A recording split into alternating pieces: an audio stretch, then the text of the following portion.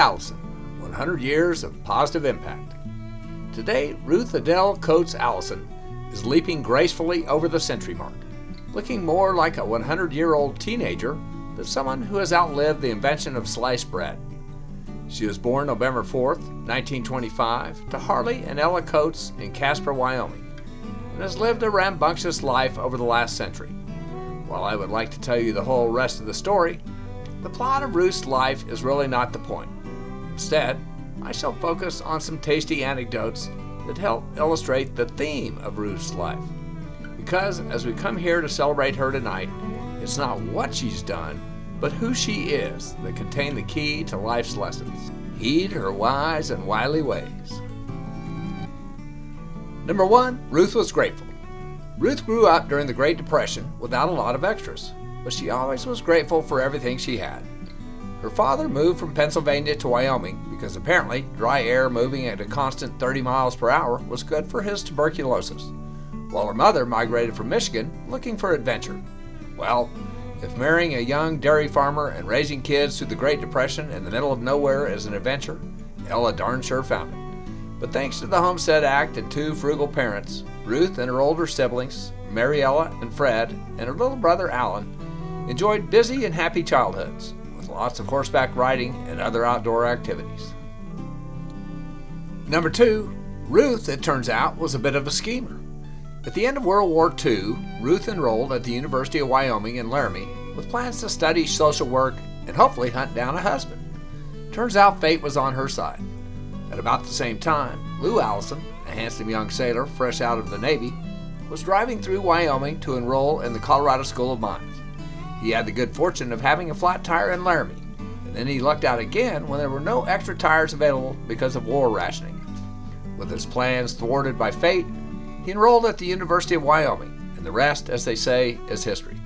In the end, Ruth found a husband who needed a little social work, so to speak, so her scheme worked out just as she planned. Number 3, Ruth was the matriarch of many. Lou got a job with International Harvester, and he and Ruth moved around from Nebraska to Colorado to Albuquerque before ending up in Farmington, New Mexico in 1962. While they tried eagerly and often, they were not able to have children, but they had a doctor friend in Wyoming who had a habit of finding children in hardship situations, and he called them several times seeking their help. So along the way, they adopted 3 kids: Lee, who is now passed, and his wife Joni, Lori and her husband Johnny, and Rob and his wife Des, who is now deceased. They had to sidestep the rules all 3 times by lying and saying they still lived in Wyoming. Luckily, back in the day, Google Maps wasn't checking on you.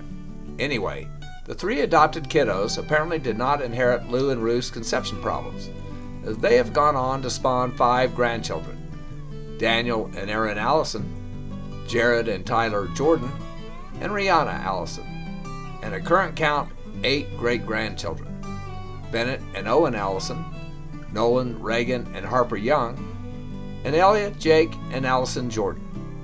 Ruth's life will indeed live on in the branches of her amazing family tree. Number 4, Ruth was a dedicated mother. When Lou first started Allison Motors, Ruth was the office manager. She tried to be home for the kids as much as she could, but it turned out that wasn't quite enough. She decided to surprise them one day by taking off early from work so she could be there when they got home from school. But when Ron came in and saw her, he asked, "What are you doing here?" And then he said, "I don't like it." Well, she didn't like that. And that was her last day as a part-time mom. She decided if she was going to be underappreciated, she'd at least do it full-time.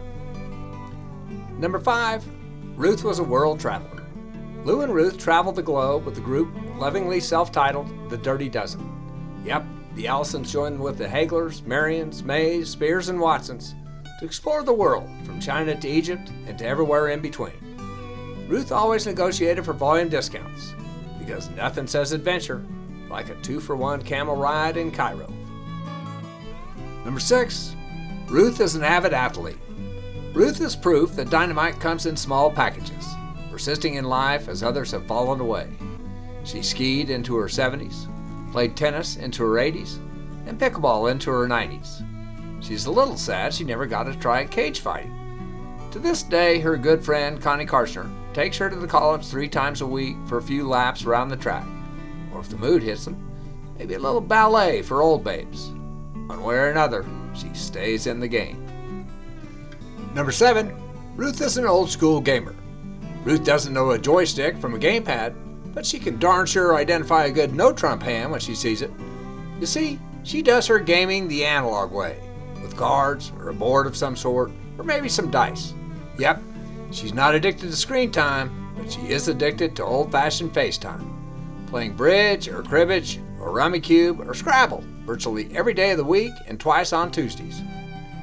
Number 8, Ruth is a generous philanthropist. Ruth will admit that she wasn't always generous, as when you grow up during the Great Depression, your tendency is to save every dollar. But as her donation advisor, so to speak, I can attest to the fact that she darn sure is generous now, as much to the chagrin of her accountant. She gave away way more this last year than she can write off. The 2 organizations for which she broke the bank, Child Haven and the Boys and Girls Club of San Juan County, are her favorites. But she supports over 24 local charities with sizable donations on a regular basis. Besides throwing around money, she also volunteered for years and years at the San Juan Regional Medical Center, and she and her husband Lou were inducted into the San Juan College Hall of Fame for setting up an endowment that continues to pay a generous stipend annually to the Teacher of the Year. Number 9, Ruth is a devoted Christian. A lifelong Methodist, Ruth now does her time on her proverbial knees at the New Covenant Methodist Church.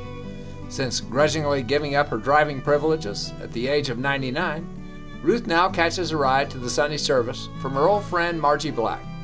One has to give thanks, you know, for a life full of blessings. Which brings us to number 10. Ruth is a wonderful friend to many, and a long look around this room will prove it. She is always the popular girl at the party because she cares about whomever she is talking to and is actually interested in what they have to say. And she's there when you need her. When 2 of her closest friends, Rita Marion and Betty Berry, passed, Ruth was by their side to help them through their final days. But the loss of old friends has been replaced with new friends, as Ruth's optimism and zest for life keep her in the proverbial mix. Besides Connie and Marge taxiing her here and there, she has Denise Dorner next door, always looking out for her. And she has over a dozen other friends with whom she plays games on a weekly basis. In closing, Ruth, you have hustled your way through the last 100 years like a 10-year-old kid on a playground. And here you are at your birthday, still in the athletic position.